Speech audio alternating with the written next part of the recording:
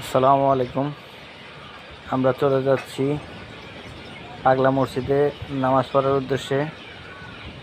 আমরা 2-3 জন মিলে আজকে পাগলা মসজিদে যাচ্ছি নামাজ আদায় করার জন্য, শুক্রবারের জুমার নামাজ আদায় করার জন্য।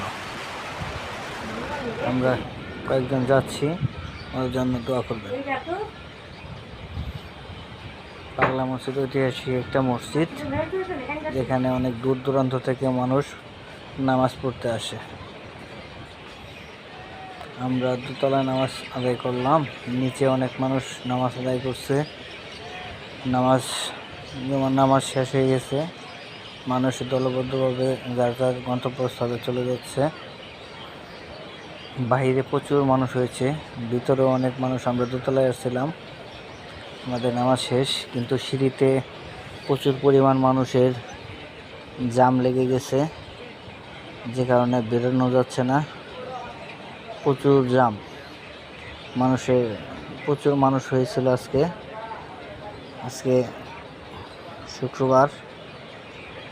দেখেন সিঁড়ি কানায় কানায় ভরে আছে, মানুষ বেরোতে পারতেছে না, যে কারণে দোতলায় আমরা কিছুক্ষণ সময় অপেক্ষা করলাম।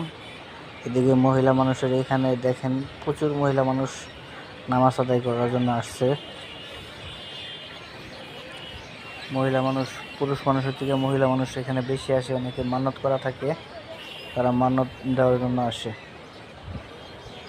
এদিকে মানুষ দেখেন যার যার নামাজ পড়ে চলে যাচ্ছে। শিশু বাচ্চাদেরকে নিয়েও নামাজ আদায় করার জন্য দূর দূরান্ত থেকে মানুষ আসছে।